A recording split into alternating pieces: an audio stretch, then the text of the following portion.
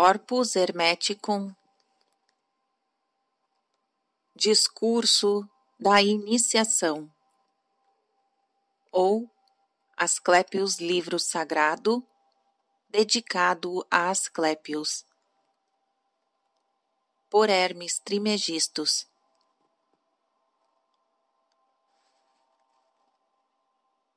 É Deus, sim, Deus, ó Asclepius, que te guiou até nós, para que te tomasses partes num colóquio divino.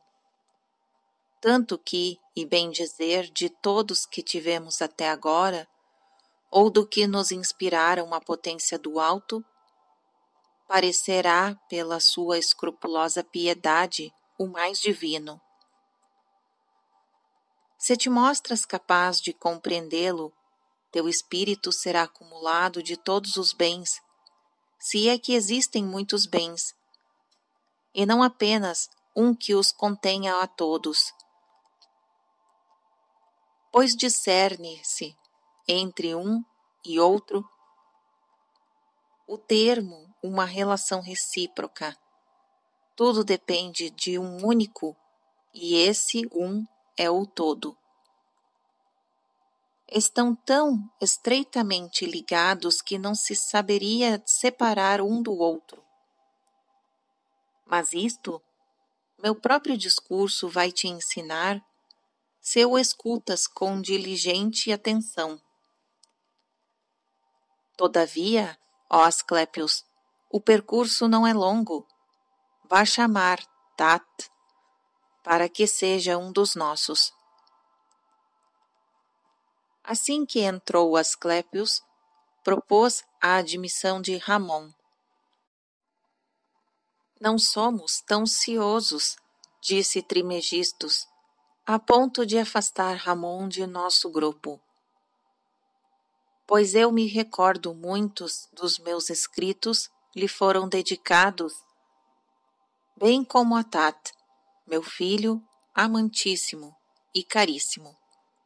Muitos dos meus tratados de física e pluralidade de obras esotéricas.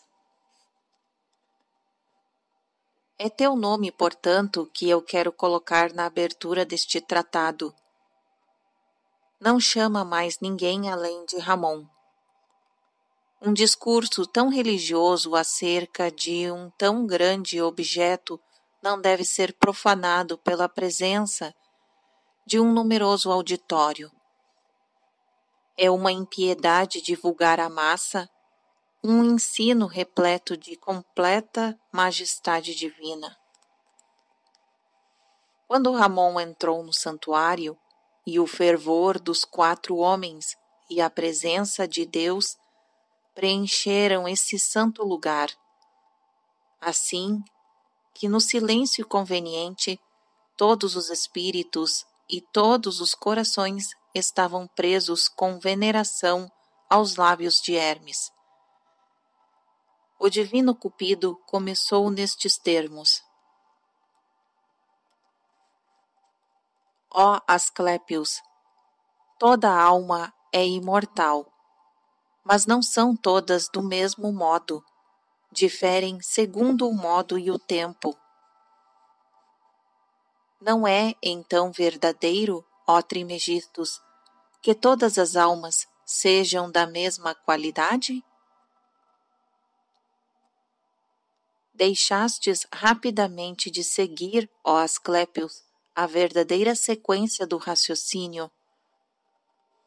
Não disse eu que tudo é um e que o um é o todo? Porque as coisas existiram no Criador antes que as criasse? E não foi sem razão que o chamaram todo, e ele, de quem as coisas são membros. Tenha cuidado de lembrar-te ao longo de todo este discurso daquele que sozinho é tudo ou que é o Criador de tudo. Tudo desce do céu sobre a terra, na água e no ar. Do fogo somente o que tende de baixo para o alto é vivificante. O que tende para baixo é subordinado ao que sobe, mas tudo o que desce do alto é gerador. Tudo o que se exala para o alto é nutridor. A terra, que é a única que permanece em repouso em seu lugar, é o receptáculo das coisas, recebe em si todos os gêneros e, de novo, faz com que apareçam. Aí está o todo, que, como te recordas, contém tudo o que é tudo. A alma e a matéria são abraçadas pela natureza e são postas em movimento por ela, com uma tal diversidade no aspecto multiforme de tudo o que toma forma, que aí se reconhece um número infinito de espécies, que, embora distintas pela diferença de suas qualidades, são todavia unidas de uma tal maneira que o todo parece um, e que do um tudo parece ter saído. Ora, os elementos, graças aos quais a matéria inteira tomou forma, são em número de 4: fogo, água, terra, ar, um mundo, uma alma, um Deus. Agora, atente-te inteiramente ao que eu vou dizer, com toda a força da tua inteligência, toda a fineza do teu espírito. Pois a doutrina da divindade, que exige, para ser reconhecida, uma aplicação do intelecto, que só pode provir de Deus, parece bastante com um rio torrencial que se precipita do alto de uma violenta impetuosidade, que exige a atenção, não somente daquele que escuta, mas também daquele que fala. Ó céu, Deus perceptível aos sentidos, governa os corpos, cujo crescimento e declínio estão a cargo do sol e da lua. O céu, por sua vez, a alma e todos os seres do mundo são regidos por aquele que os criou, Deus. Ora, desses corpos celestes, todos igualmente regidos por Deus, expandem-se contínuos eflúvios através do mundo e através da alma de todos os gêneros e dos indivíduos de um lado ao outro da natureza. Todavia, a matéria foi preparada por Deus para ser o receptáculo das formas sensíveis de todas as aparências e a natureza, imprimindo as formas sensíveis na matéria, por meio dos 4 elementos, prolonga até o céu e série de seres para que agradem aos olhos divinos. Ora, todos os seres dependentes dos corpos do alto distribuem-se em formas sensíveis da forma que vou dizer. Os indivíduos de cada gênero seguem a forma de seu gênero, de forma que o gênero seja o todo, um indivíduo, uma parte do gênero. Desta forma, o gênero dos deuses produzirá os indivíduos deuses. O gênero dos daimons e similares e dos humanos, bem como dos pássaros e de todos os seres contidos pelo mundo, engendram indivíduos que lhes são semelhantes. Existem um outro gênero de viventes sem alma, para dizer a verdade, mas não sem faculdades sensitivas, de modo que os bons tratos os fazem crescer e os maus descrescer e perecer. Entendo por isso todos os seres que tomam vida na terra pelo bom estado das raízes e do caule. Desse gênero de seres, os indivíduos estão dispersos por toda a terra. Quanto ao céu, está pleno de Deus. Os gêneros de seres que acabo de mencionar ocupam todo o espaço até o lugar próprios dos gêneros dos quais os indivíduos, todos sem exceção, são imortais. Pois os indivíduos é uma parte do gênero. O ser humano é parte da humanidade e necessariamente segue a qualidade de seu gênero. E se bem que todos os gêneros sejam imortais, os indivíduos não são todos imortais. No caso da divindade, o gênero e os indivíduos são imortais. Nas outras raças de viventes, o gênero é imortal e os indivíduos mortais. Mas nem por isso cessa a eternidade do gênero, que desenvolve sua duração pela fecundidade reprodutora. Destarte, os indivíduos são mortais. Os gêneros não o são. O ser humano é mortal, a humanidade imortal.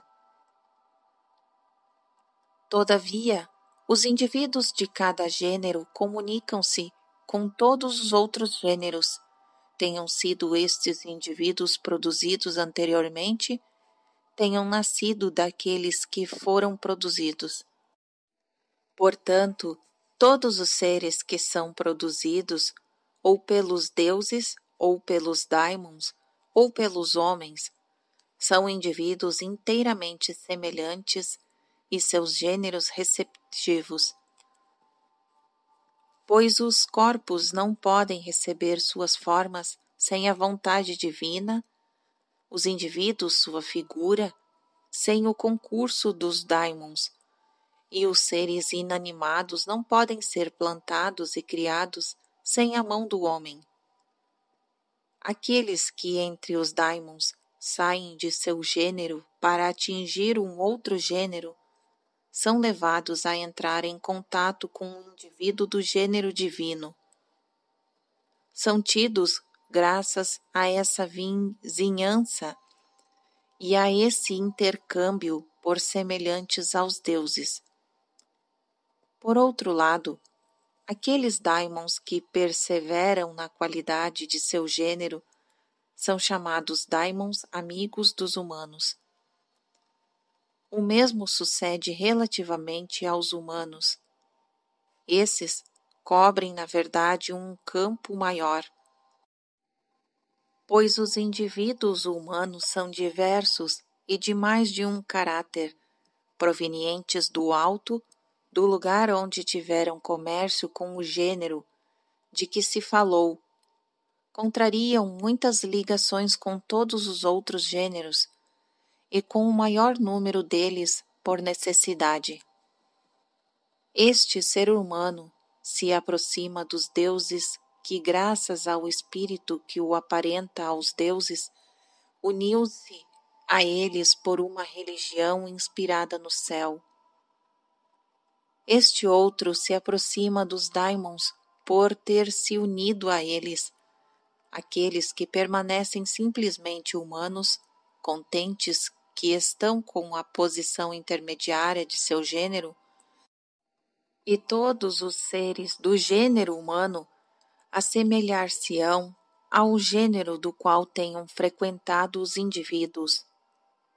Assim, é uma grande maravilha o ser humano, um vivente digno de adoração e honra, pois passa a possuir a natureza de um Deus como se fosse um Deus. Possui familiaridade com o gênero dos daimons, sabendo que possuem a mesma origem. Despreza esta parte de sua natureza que é apenas humana, pois depositou sua esperança na divindade da outra parte.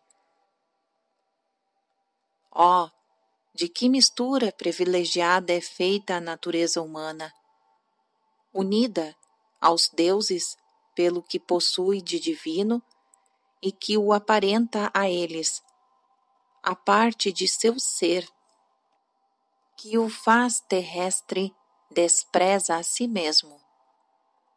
Todos os outros viventes aos quais se sabe, ligado em virtude do plano celeste, prende ser-lhes por um laço de amor e eleva seus olhares para o céu. Tal é então a sua posição privilegiada de intermediário que ama os seres que lhes são inferiores, como é amado por aqueles que o dominam. Cuida da terra, mistura-se aos elementos pela velocidade de seus pensamentos. Pela ponte do espírito, atira-se no abismo do mar. Tudo lhe é acessível. O céu não lhe parece muito alto, pois mede-o como próximo graças à sua engenhosidade. O olhar que seu espírito dirige, nenhuma miragem ofusca. A terra nunca é tão compacta que consiga impedir seu trabalho. A imensidão das profundidades marinhas não obscurecem a sua visão que mergulha. É ao mesmo tempo as coisas e está em toda a parte. Entre todos os gêneros dos seres, aqueles que são providos de uma alma têm raízes que atingem do alto para baixo. Por outro lado, os seres desprovidos de alma possuem raízes que vêm de baixo para o alto. Certos seres se alimentam de alimentos de duas espécies, outros de alimentos de uma só espécie. Existem dois tipos de alimentos, os da alma e os do corpo, as duas partes componentes do vivente. A alma é alimentada pelo movimento sempre mantido do céu. Os corpos devem seu crescimento à água e à terra, alimentos do mundo inferior. O sopro que preenche o universo espalha-se em todos os seres animados e lhes dá vida. Enquanto que o ser humano, além do entendimento, recebe o intelecto, quinta parte, única proveniente do éter, dada ao ser humano como um dom. Mas de todos os seres que possuem vida, somente o ser humano possui intelecto, e este o eleva, exalta de forma que possa atingir o conhecimento do plano divino. Por outra parte, como fui levado a falar do intelecto, voltarei a falar acerca de sua doutrina, pois é uma doutrina muito alta e santa, não menos alta que aquela que trata da própria divindade. Mas terminemos nosso assunto. Falei desde o início desta união com os deuses, da qual são seres humanos os únicos a fruir pelo favor dos mesmos, referir-me a esses dentre os humanos que obtiveram a felicidade suprema de adquirir esta faculdade divina da intelecção, este intelecto mais divino que existe somente em Deus e no entendimento humano. Então, ó Trimegistos, o intelecto não é de mesma qualidade de todos os homens? Não, ó Asclépios, nem todos atingiram o verdadeiro conhecimento, mas em seu cego impulso, sem nada ter visto na verdadeira natureza das coisas, deixam-se arrastar-se por uma ilusão que cria a malícia nas almas e faz cair o melhor dos viventes até a natureza da besta e a condição dos brutos. Mas o que se refere ao intelecto e sujeitos conexos será tratado completamente quando vos falarei do sopro. Único entre os viventes, o ser humano é duplo, e uma das partes que o compõe é simples, aquela que os gregos chamam de essencial, e nós, formada à semelhança de Deus. A outra parte é quádrupla, aquela que os gregos chamam de material, e nós, terrestre.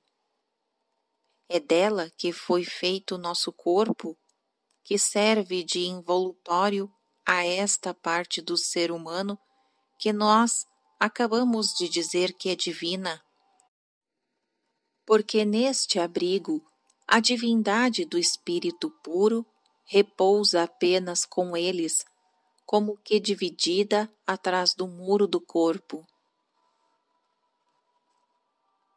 Por que foi necessário, ó Trimegistus, que o ser humano fosse estabelecido na matéria em lugar de viver na felicidade suprema na região onde Deus habita? Eis uma boa questão, Asclépios, e peço a Deus que me dê os meios de respondê-la. Pois se tudo depende de sua vontade, essas discussões sobre o todo supremo, esse todo que faz o objeto de nossa pesquisa atual sobre tudo. Escuta então, ó Asclépios. Quando o Senhor e o Criador das coisas, que chamamos com justiça Deus, faz segundo após ele, o Deus visível e sensível, esse segundo Deus, se o digo sensível, não é que queira dizer que seja ele mesmo dotado de sensação. Se ele o é ou não, o discutiremos em outro momento.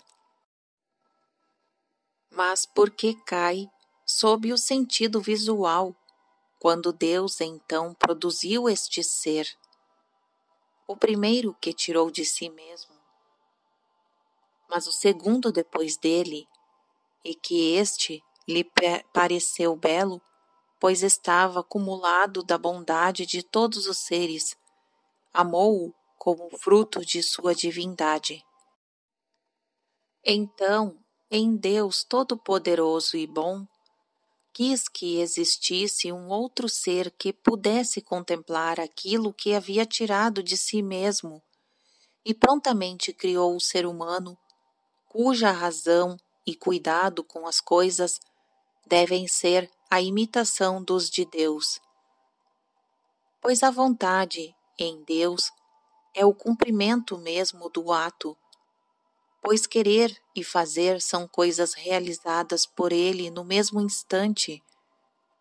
Ora, após haver criado o ser humano essencial, como visse que esse ser humano não poderia cuidar das coisas se não o cobrisse com um envoltório material, deu-lhe um corpo por domicílio e prescreveu que todos os seres humanos fossem tais, compondo de uma e outra natureza, uma fusão e uma mistura únicas na proporção conveniente. Foi desta forma que conformou o ser humano da natureza do espírito e do corpo, isto é, do eterno e do mortal, para que o vivente, formado desta forma, pudesse satisfazer a sua dupla origem, admirar e adorar as coisas celestes, tomar conta das coisas terrestres e governá-las. Agora, por coisas mortais, não entendo a terra e a água. Esses dois elementos que entre os quatro a natureza colocou à disposição do ser humano, mas tudo o que o ser humano produz, seja nesses elementos, seja tirado desses elementos, por exemplo, a cultura do solo, as pastagens, as construções, os portos, a navegação, as relações sociais, as trocas mútuas, as obras que constituem o liame mais sólido de ser humano a ser humano, e entre o ser humano e esta parte do mundo que é feita a terra e a água. Esta parte terrestre do mundo é mantida pelo conhecimento, a prática das artes e das ciências, sem as quais Deus não quis que o mundo pudesse passar a ser perfeito. Pois o que Deus decretou deve ser necessário e cumprido, quer uma coisa e ela está feita, e não se pode acreditar que Deus volte atrás alguma vez acerca do que decretou um dia, pois sabia muito antes que esta coisa se produziria e que o agradaria.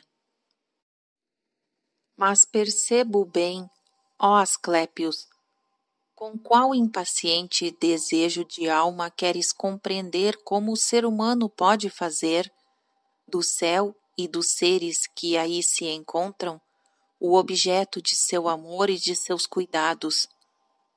Escuta, ó Asclépios. Amar o Deus do céu e todos os seres celestes é unicamente prestar-lhes uma contínua reverência. Ora, de todos os viventes divinos e mortais, nenhum outro a prestou, senão o homem. Esses testemunhos humanos de admiração, de adoração, de louvor, de reverência, fazem a delícia do céu e dos seres celestes. E é justo que a divindade suprema tenha enviado cá para baixo o coro das musas entre os homens, para que o mundo terrestre não pareça muito selvagem, privado da doçura da música, mas que, contrariamente, pelos seus cantos inspirados pelas musas, os homens possam oferecer seus louvores àquele que sozinho é o todo e o Pai de todos, e que desta forma os louvores celestes responda sempre na terra também uma suave harmonia. Alguns humanos, em muito pequeno número, dotados de uma alma pura, receberam como parte a augusta função de elevar seus olhos para o céu. Mas todos aqueles que, em virtude da mistura de sua dupla natureza, deixaram-se restar pelo peso do corpo a um nível inferior de conhecimento, destinam-se ao cuidado dos elementos, ou ainda dos inferiores. O ser humano é, portanto, um vivente, e não digno que é inferior pelo fato que seja em parte mortal. Ao contrário, pode ser que tenha sido enriquecido pela mortalidade por ter assim composto mais habilidade e eficácia em vista de um propósito determinado, pois não teria podido cumprir sua dupla função se não fosse composto das duas substâncias. É preciso ser uma e de outra para ser capaz ao mesmo tempo de cuidar das coisas terrestres e amar a divindade. Quanto ao assunto que vou tratar agora, ó Asclépios, desejo que mantenhas com uma atenção penetrante todo o ardor do teu espírito. Com efeito, se a maior parte não acredita nessa doutrina, não deve ser, entretanto, recebida como menos sã e verdadeira pelas almas mais santas. Começo então. Deus, Mestre da eternidade, é o primeiro, o mundo, o segundo, o ser humano é o terceiro. Deus é o Criador do mundo e de todos os seres que aí se encontram, governando ao mesmo tempo as coisas, em conjunção com o ser humano que governa também o mundo, formado por Deus. Se o ser humano assume esse ofício em tudo que comporta, entendo que esse governo é sua função própria. Faz de forma que seja para o mundo aquilo que o mundo é para si, um ornamento. Se bem que por essa divina estrutura do homem, concordar-se em chamá-lo um mundo, o grego o diz mais justamente uma ordem, cosmos. O ser humano se conhece, conhece também o mundo. Este conhecimento faz com que ele lembre o que convém a seu papel e reconheça quais coisas servem para seu uso e serviço de que e de quem deve se colocar, oferecendo a Deus seus louvores e suas ações de graça mais vivas, reverenciando a imagem de Deus sem esquecer que é também a segunda imagem, pois Deus possui duas imagens, o mundo e o ser humano. De onde resulta que o ser humano constitui apenas uma única liga, por aquela parte pela qual, sendo feito com elementos superiores da alma e do intelecto, do espírito e da razão, é divino, parece possuir meios de subir até os céus, enquanto que pela parte material, composta de fogo e de terra, de água e de ar, é mortal e permanece preso à terra, com medo que possa deixá-la vazia e abandonar as coisas confiadas à sua guarda. É desta forma que a natureza humana, em parte divina, foi criada também em parte mortal, pois foi estabelecida em um corpo. A regra desse ser duplo, quero dizer, o ser humano, é antes de tudo a piedade, que tem por consequência a bondade. Mas esta bondade não se mostra em sua perfeição, se não foi fortificada contra o desejo de tudo o que é estranho ao ser humano, pela virtude do desprezo. É necessário tomar por estrangeiras, e tudo no ser humano é parente do divino. As coisas terrestres que se possuem para satisfazer os desejos do corpo são chamadas muito bem possessões, pois não nasceram conosco, mas foram adquiridas por nós após o nascimento. E é daí que lhes advém o nome de possessões. As coisas deste tipo são estranhas ao ser humano, mesmo ao corpo. Por consequência, devemos desprezar não somente os objetos de nossos apetites, mas a fonte de onde decorre em nós esse vício do apetite. Pois, segundo a direção, mesmo que me faz seguir o rigor do raciocínio, o ser humano não deveria ser humano, senão na medida em que, pela contemplação da divindade, despreza e desdenha a parte mortal que lhe foi unida pela necessidade que tem de cuidar do mundo inferior. Com efeito, para que o ser humano seja completo de cada uma de suas partes, observa que foi dotado em cada uma delas 4 elementos principais: as mãos e os pés, que fazem respectivamente 2 pares, e com os outros membros corporais, lhe permitem estar ao serviço da parte inferior, isto é, terrestre, do mundo. E da outra parte, estas 4 faculdades, o espírito, o intelecto, a memória e a previdência, graças às quais conhece as coisas divinas e as coisas contempla.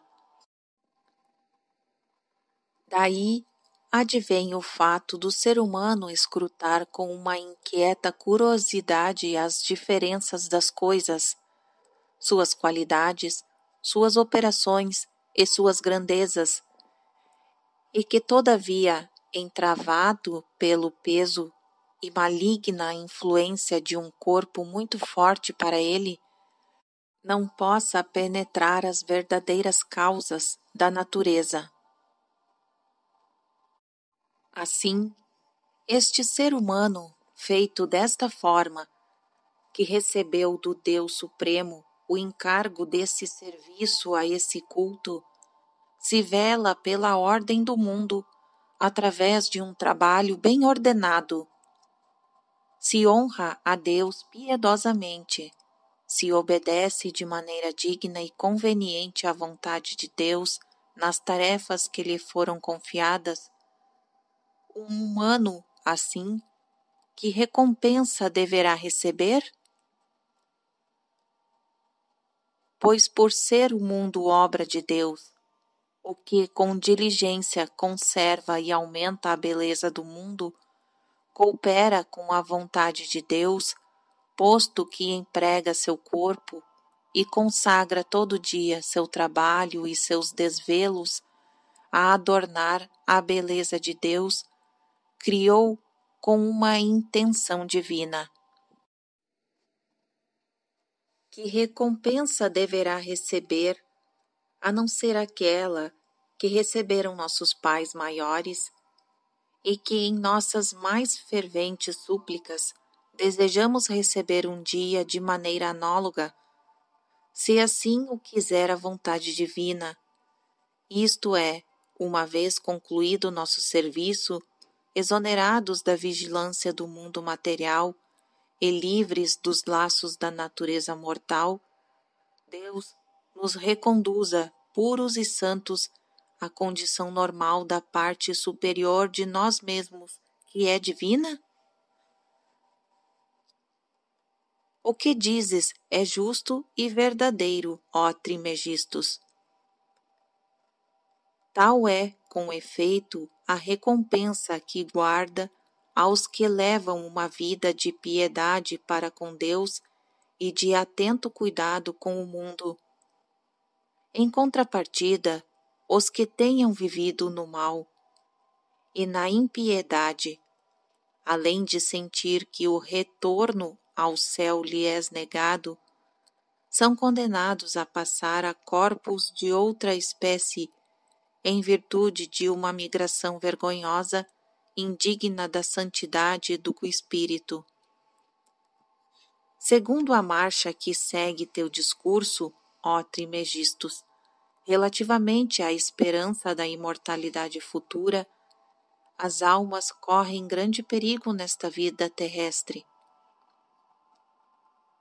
Certamente, porém, isto para uns parece algo inacreditável, para outros algo fabuloso, para outros inclusive algo ridículo. Pois que coisa doce é com efeito nesta vida corporal o gozo proveniente dos bens possuídos. Este prazer, como se pode dizer, prende a alma pelo cólon, para que o ser humano se prenda a esta parte dele pela que é mortal. E além do mais, o vício invejoso da imortalidade não suporta que alguém reconheça a sua parte divina. Posso afirmar-te, como profecia, depois de nós, já não haverá amor sincero à filosofia.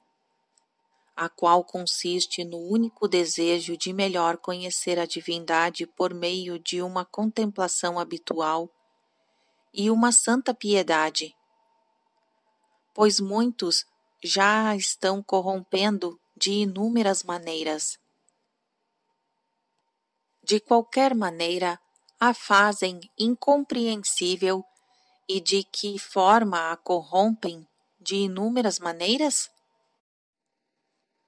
Da seguinte maneira, ó Asclépios, através de um trabalho cheio de astúcia, misturam-na com diversas ciências ininteligíveis, a aritmética, a música e a geometria.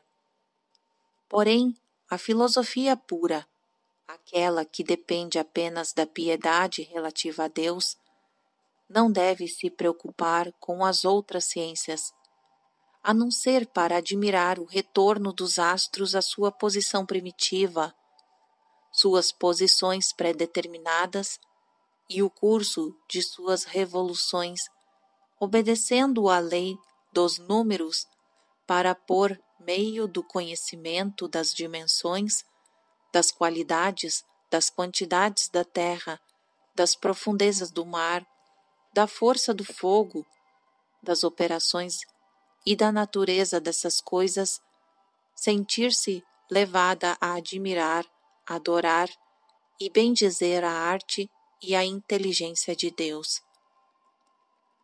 A formação musical confere apenas o conhecimento de como se ordena este conjunto do universo, a que plano divino distribuiu as coisas, pois esta ordem em que as coisas foram reunidas em um mesmo todo, por uma razão de artistas, produzirá uma espécie de concerto infinamente suave e verdadeiro, com uma música divina.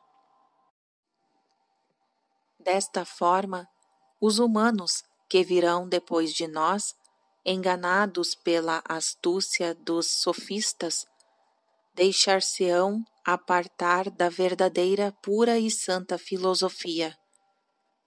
Adorar a divindade com um coração e uma alma simples, venerar as obras de Deus, louvar a vontade divina, que é a única, e estar infinamente plena de bem, tal é a filosofia não maculada por nenhuma maligna curiosidade do espírito.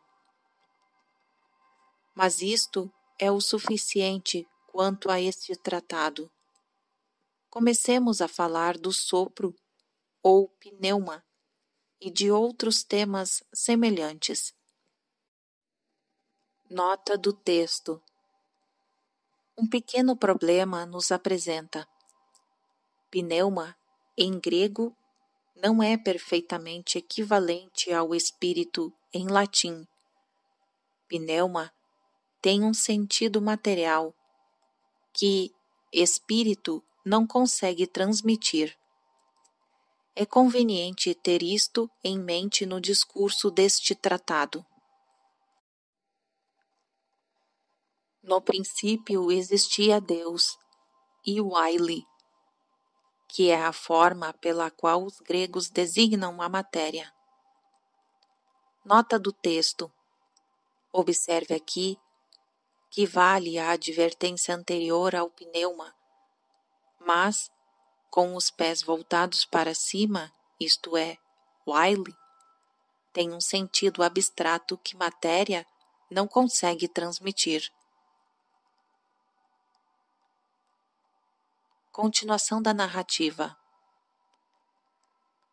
O sopro estava com a matéria, ou melhor, estava na matéria, porém, não da mesma maneira que estava com Deus ou que estavam em Deus, os princípios de onde o mundo tirou suas origens. Pois se as coisas não possuíam ainda existência, posto que não haviam sido produzidas, nem por isso existiam menos naquilo de que deveriam nascer.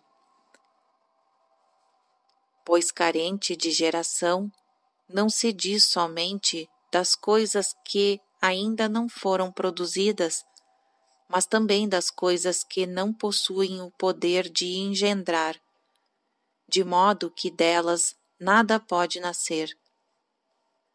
Destarte, todos os seres que possuem em si a faculdade natural de engendrar, são por este mesmo fato capazes de engendrar, e deles pode nascer alguma coisa, mesmo no caso de terem nascido de si mesmos, pois ninguém duvida do fato de que os seres que nascem de si mesmos possam nascer facilmente os princípios de onde as coisas tiram sua origem.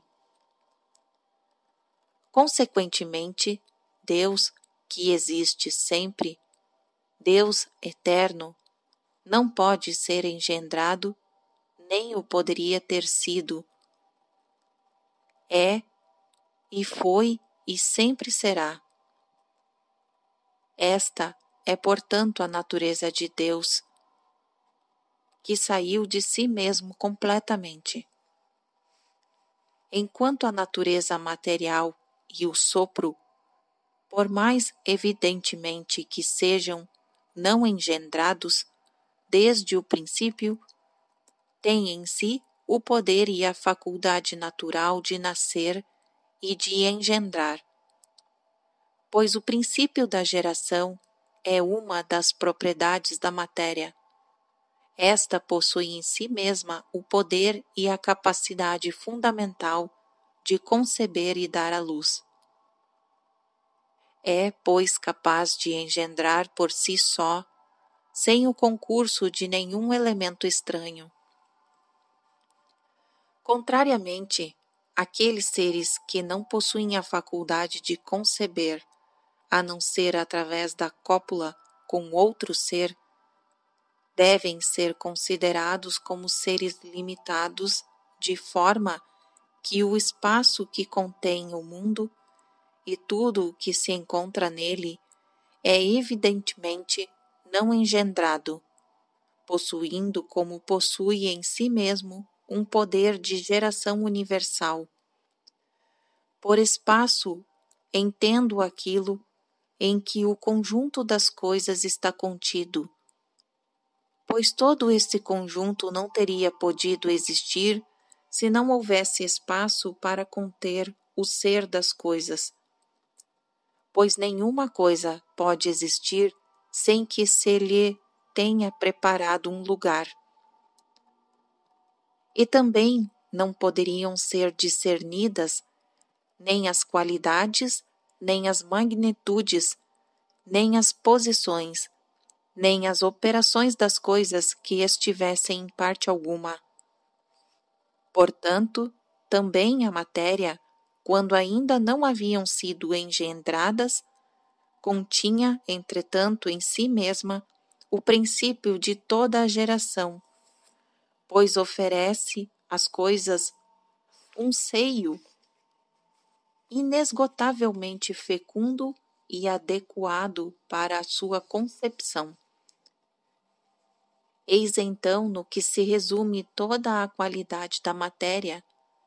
É capaz de engendrar, embora não seja engendrada. Bem, se torna parte da natureza da matéria o ser capaz de engendrar. Disto resulta que esta mesma matéria é absolutamente capaz de gerar o mal. Não disse então, ó Asclépios e Ramon, o que muitos repetem: não poderia ser afastado e abolido o mal da natureza por Deus? Essas pessoas não merecem absolutamente resposta. Todavia, em vossa atenção, quero prosseguir explicando este fato. Dizem, com efeito, que Deus deveria libertar o mundo do mal, porém, o mal está fixado no mundo, que parece ser um membro deste. No entanto, o Deus Supremo tomou de antemão suas preocupações contra o mal, da maneira mais racional que foi possível, ao se designar dar gratuitamente às almas humanas o intelecto, a ciência e o entendimento. Por meio destas faculdades, graças às quais nos elevamos acima de todos os seres viventes, e somente por elas, podemos escapar às armadilhas, aos ardes e às corrupções do mal. Se um ser humano pode evitar tudo isto ao primeiro olhar, antes de ter de ser envolvido totalmente, devo estas muralhas ou defesas que lhes foram previstas pela sabedoria e prudência divina, pois toda a ciência humana tem seu fundamento na soberana vontade de Deus. Relativamente ao sopro, é ele que procura e mantém a vida em todos os seres do mundo, o qual obedece como um órgão ou máquina ou instrumento à vontade de Deus Supremo. Estas explicações são suficientes para o nosso intento. Inteligível somente para o pensamento, o Deus chamado Sumo rege e governa estes Deus perceptível pelos sentidos, que compreende em si mesmo todo lugar, toda a substância das coisas da natureza dos seres que nascem e engendram, e a todas classes possível de qualidade e de grandeza ou magnitude. O sopro é que move e dirige todas as formas sensíveis contidas no mundo, cada uma segundo a natureza própria que Deus lhe haja conferido. Enquanto a matéria é o receptáculo das coisas, em que todos os seres estão em movimento, formando uma massa compacta. Estes são governados por Deus, que dispensa a cada um dos seres o que lhes é necessário. E Deus preenche as coisas do sopro, inalando em cada um deles segundo a medida de sua capacidade natural. Esta bola oca, semelhante a uma esfera, que é o mundo, devido à sua qualidade e à sua forma, não pode ser vista em sua totalidade. Escolhe um ponto qualquer da esfera para olhar de cima para baixo. Nunca poderás deste ponto ver o que há no fundo. Por esta razão, muitos lhe atribuem a mesma natureza, que é o espaço e as mesmas propriedades. Somente devido às formas sensíveis pelas impressas, como cópias das formas ideais, atribui-se a ela mesma uma espécie de visibilidade, já que aparece à vista como um quadro pintado, porém, na realidade, é em si mesma sempre invisível. Daí resulta que o fundo da esfera, se é uma parte ou um lugar da esfera, se chame em grego Hades. Idem, em grego, significa ver, já que não é possível ver o fundo da esfera. E também por esta razão que as formas sensíveis são chamadas ideai ou ideias, porque podem ser vistas. Assim, pois o mundo dos infernos é chamado em grego Hades, porque não é visível, e em latim infere, porque se encontra na parte mais baixa da esfera. Essas são, pois, as causas originárias e, por assim dizer, capitais das coisas, pois nelas, ou por meio delas, ou a partir delas, existem as coisas. De que natureza são estas coisas, ó Trimegistos? Material, por assim dizer, é a substância de cada uma das formas sensíveis que há no mundo, seja qual for a sua forma. Por isso, a matéria nutre os corpos e o sopro as almas. Porém, o intelecto, esse dom celestial da humanidade, do qual apenas a humanidade possui o afortunado gozo, e assim mesmo, nem todos os seus membros, apenas um reduzido número, o daqueles cuja a alma está disposta de tal forma que está apta a receber um benefício tão grande. O intelecto é a luz da alma humana, da mesma maneira que o sol o é do mundo, e a ilumina mais ainda, pois tudo o que é iluminado pelo sol se vê privado de tempo em tempo desta luz pela interposição da terra e da lua, quando chega a noite.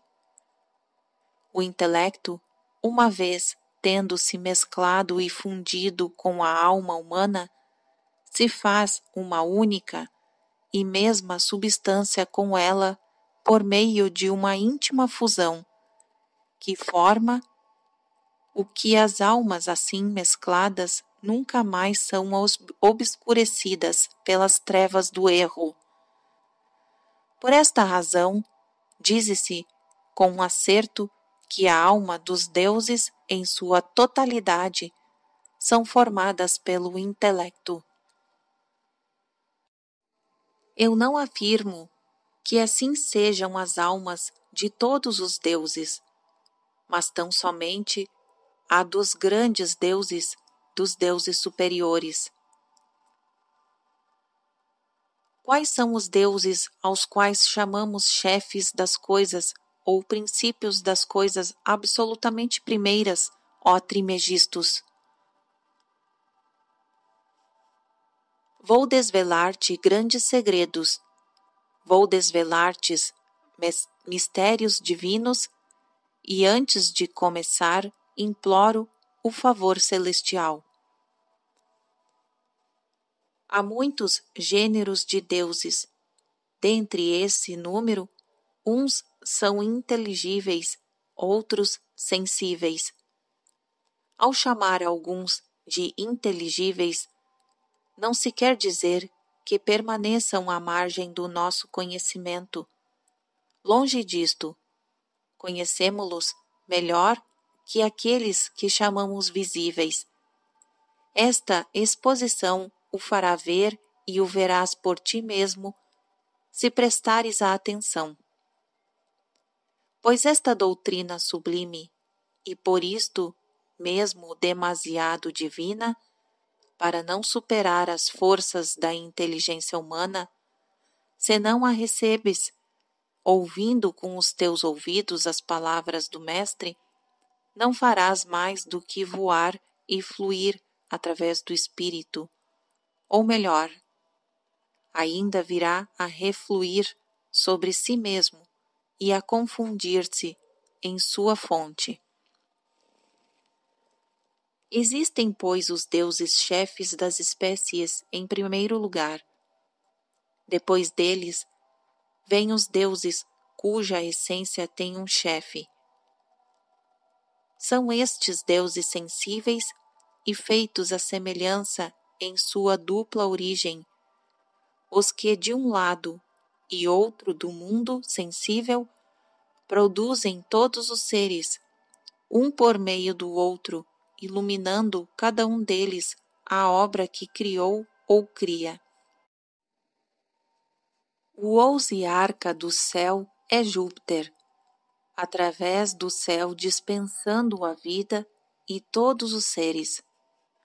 O ousiarca do sol é a luz. Depois, por mediação do círculo solar, se difunde sobre nós o bem da luz.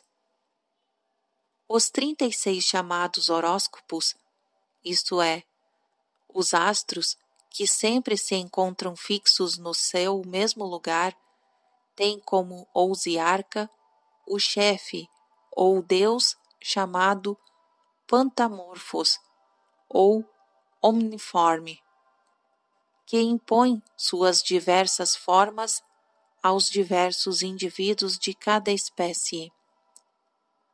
As chamadas 7 esferas têm como ousiarcas, isto é, como seus chefes, as chamadas fortunas e Heimarmene, pelos quais as coisas se transformam segundo a lei da natureza a uma ordem absolutamente determinada, que permanece, contudo, diversificada por um momento perpétuo. O ar é o órgão, isto é, o instrumento de todos os deuses, por mediação do qual se produzem as coisas, e é o ousiarca do ar, é o segundo às coisas imortais e mortais, e a estas suas semelhantes. Nestas condições, as coisas possuem entre si uma conexão através de mútuas relações, e em uma cadeia que abarca da mais baixa à mais alta.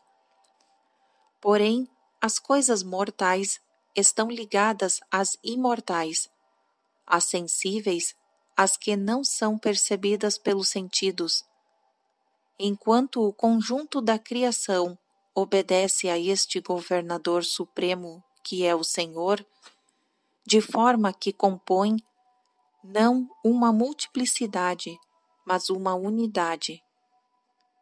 Pois como todos os seres dependem do um e são provenientes do uno, ainda que vistos separadamente, pareçam constituir uma infinidade em número, quando se os considera reunidos, formam apenas uma unidade, ou melhor ainda, uma parelha, aquilo de que tudo procede e pelo que tudo é produzido, isto é, a matéria com que as coisas são feitas e a vontade de Deus cujo decreto as faz existir em sua diversidade.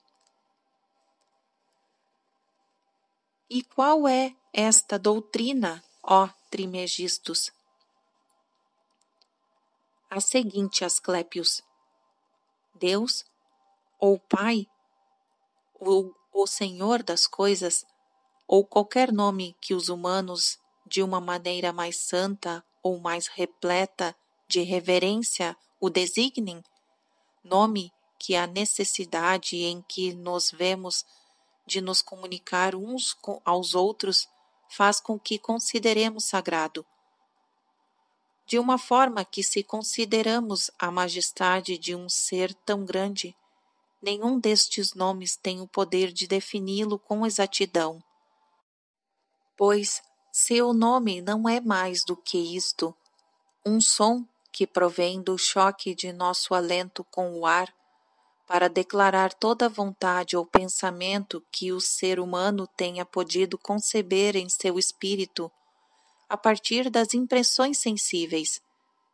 Um nome cuja substância, composta de um pequeno número de sílabas, está inteiramente delimitada e circunscrita, a fim de fazer possível entre os humanos o intercâmbio indispensável entre o que fala e o que escuta. Se o nome, digo, é mais do que isto, a totalidade do nome de Deus inclui ao mesmo tempo a impressão sensível, o alento, o ar e tudo aquilo que existe nestas três coisas, ou por seu intermédio, ou como resultado das três. Bem, não há nenhuma esperança de que o Criador, a majestade do todo, o Pai, o Senhor de todos os seres, possa ser designado por meio de um único nome, nem sequer composto de uma pluralidade de nomes. Deus não tem nome, ou melhor ainda, possui todos, posto que é ao mesmo tempo um e todo, de modo que é preciso ou designar as coisas com seu nome, ou então dar-lhe o nome das coisas. Deus, portanto, que é as coisas por si só, infinitamente repleto da fecundidade dos dois sexos, prenhe pela sua própria vontade, sempre dá à luz e tudo o que tenha planejado ou decidido procriar. A sua vontade é inteiramente bondade, e essa bondade, que existe também em todos os seres, saiu naturalmente da divindade de Deus, para que os seres sejam como são e como têm sido, e para que todos os seres que tenham que existir na sequência procurem de maneira adequada a faculdade de reproduzir-se. Seja-te, pois, desvelada nestes termos, ó Asclépios, a doutrina acerca das coisas e o modo de produção dos seres.